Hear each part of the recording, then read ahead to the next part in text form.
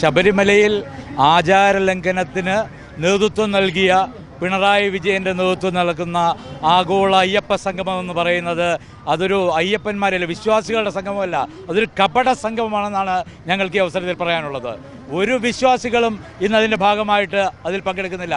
അവർ ചില സാമുദായിക സംഘടനകളെയും മറ്റ് പല സംസ്ഥാനങ്ങളിൽ നിന്നുള്ള മന്ത്രിമാരെ ക്ഷണിച്ചു. അവരുടെ ഇടത് വിശ്വാസത്തോടൊപ്പം നിൽക്കുന്ന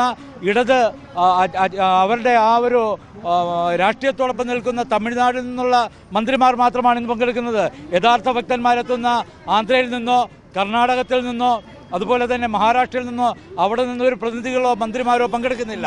അപ്പോൾ ശക്തമായിട്ട് ഇതൊരു രാഷ്ട്രീയപരമായിട്ടുള്ള ഒരു സംഗമമാണ്, രാഷ്ട്രീയ ലക്ഷ്യം വെച്ചിട്ടുള്ളതാണ്. അപ്പോൾ ഈ ശബരിമലയിൽ രണ്ട് അവിശ്വാസികളായിട്ടുള്ള ഈശ്വരചിന്തയില്ലാത്ത സ്ത്രീകളെ പ്രച്ഛന്ന വേഷത്തിൽ അവിടെ പ്രവേശിപ്പിച്ച് ആചാരലംഘനത്തിന് നേതൃത്വം നൽകിയ പിണറായിയാണ് ഇപ്പോൾ പമ്പയിൽ സംഗമം നടത്തുന്നത്. എനിക്ക് അവിടെ സംശയമുണ്ട്, ഇന്നത്തെ ആ സംഗമത്തിൽ അവിടെ ശരണം വിളി ഉയർന്നിട്ടുണ്ടോ?